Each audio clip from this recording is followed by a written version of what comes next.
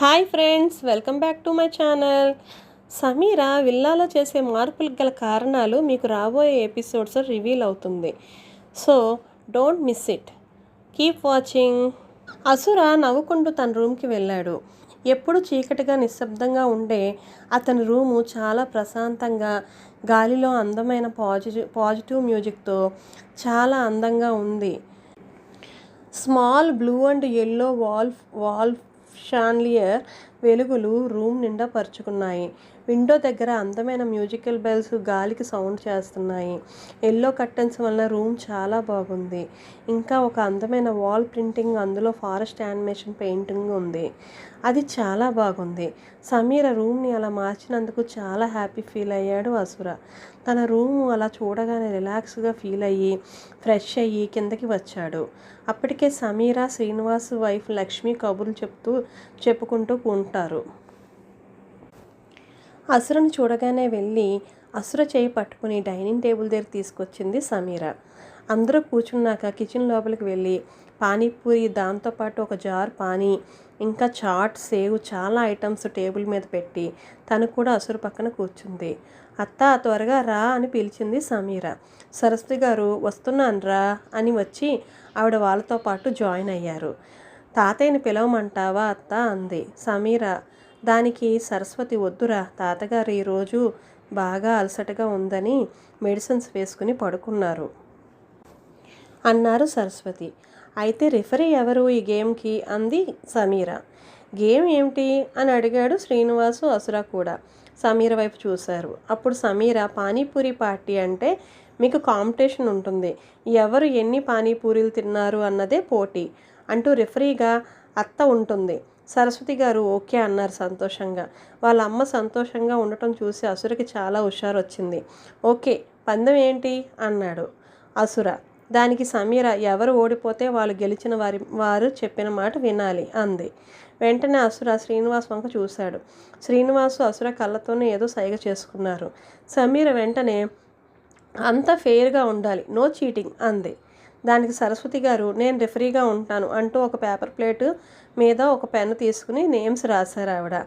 అందరికీ 2 మేడ్స్ వచ్చి ప్లేట్స్లో పానీపూరి సర్వ్ చేశారు. ఓకే స్టార్ట్ అంది సరస్వతి. అసుర పానీపూరి నోట్లో పెట్టుకోగానే కింద పడిపోయింది. దానికి సమీర పడి నవ్వింది. శ్రీనివాస్ ఎలా తినాలో అసురకి ఎక్స్ప్లెయిన్ చేశాడు. శ్రీనివాసు వాళ్ళ భార్య లక్ష్మి చాలా ఫాస్ట్గా పానీపూరి తింటుంది. సమీర కూడా ఫాస్ట్గా తింటుంది. సరస్వతి గారు ఎవరు ఎన్ని ప్లేట్లు తింటున్నారో చూసి రాసుకుంటున్నారు. శ్రీనివాస్ కూడా స్టార్ట్ చేశాడు. అసుర వెంటనే నేర్చుకుని స్టార్ట్ చేశాడు. అసుర స్లోగానే స్టార్ట్ చేసి వెంటనే ఫాస్ట్గా తినటం మొదలుపెట్టాడు. ఎవ్వరూ తగ్గటం లేదు.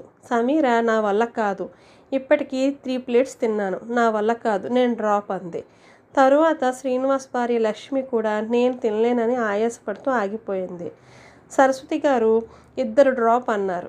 కాసేపటికి శ్రీనివాస్ కూడా తినలేక అతను కూడా డ్రాప్ అయిపోయాడు.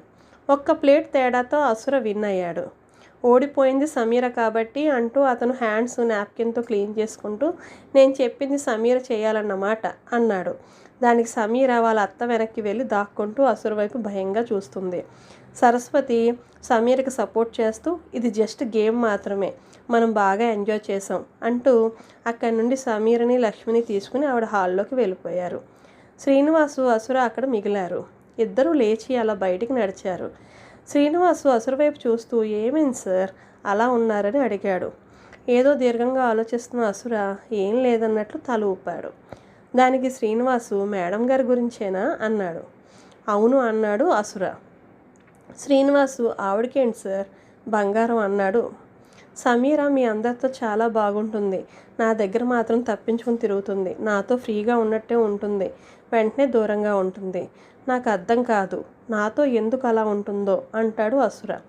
శ్రీనివాసు, సమీర మేడం మీ గురించి ఎక్కువే ఆలోచిస్తారు సార్, కానీ ఆవిడికి మీ విషయంలో ఏదో భయం ఉంది సార్, అది నేను నోటీస్ చేశాను అన్నాడు. అదే కనుక్కోవాలి శ్రీనివాస్, ఎందుకు నన్ను అవాయిడ్ చేస్తుందో కనుక్కోవాలి. శ్రీనివాసు డౌట్గా, వాళ్ళ నాన్నగారి కోసం అంటారా? లేదు, వాళ్ళ నాన్న విషయంలో తను చాలా క్లారిటీగా ఉంది. అతను కాదు, మీ అత్తయ్య గారేమో అన్నాడు. కాదు, అత్త కూడా ఇప్పుడు నాకు కాల్ చేసి ఇది ఎలా ఉందో కనుక్కుంటుంది. అత్త కూడా కాదు, అత్తకి నేనంటే ఇష్టమే, అది నాకు క్లియర్ అన్నాడు. మరి ఇంకేమై ఉంటుంది అని అన్నాడు శ్రీనివాసు. ఈలోగా హాల్లో వాళ్ళు నవ్వులు వినిపిస్తూ ఉండటంతో ఇద్దరూ అటువైపు నడిచారు. హాల్లో ముగ్గురు కబుర్లు చెప్పుకుంటున్నారు. లక్ష్మి చాలా హాయిగా తన హస్బెండ్ శ్రీనివాస్ గురించి చెప్తుంది.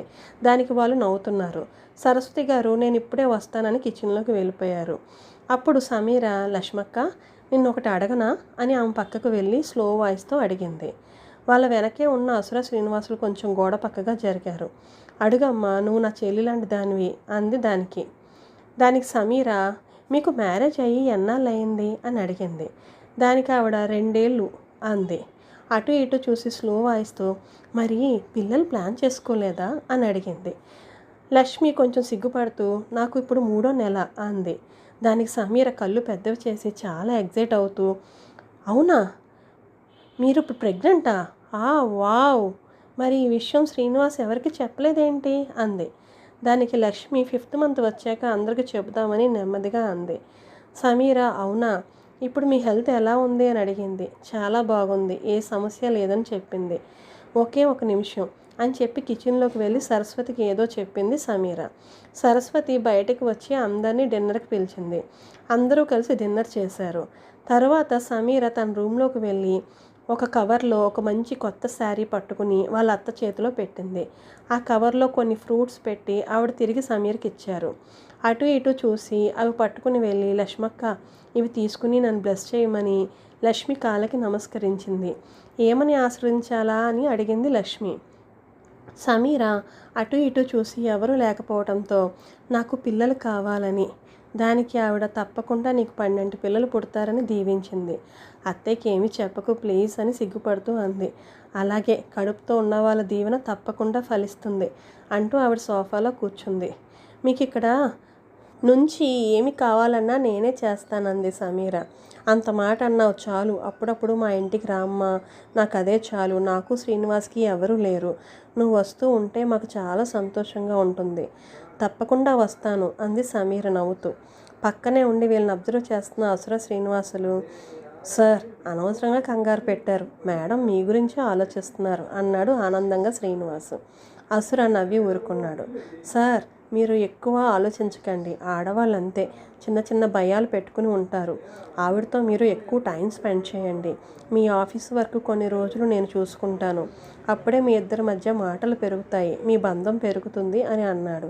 దానికి అసుర థ్యాంక్ యూ శ్రీనివాస్ అంటూ చెప్పి హగ్ చేసుకున్నాడు.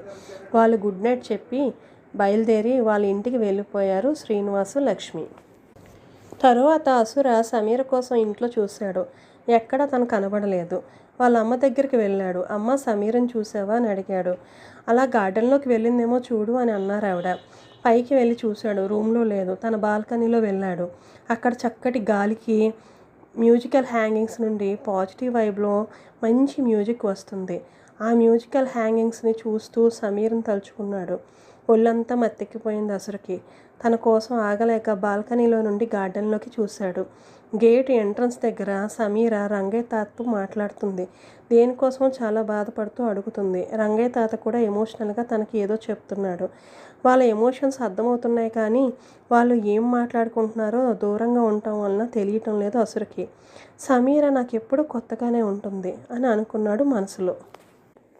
మరింత ఎంటర్టైన్మెంట్ కోసం సబ్స్క్రైబ్ చేసుకోండి మీ రెహతా ఎంటర్టైన్మెంట్స్ని. Thank you.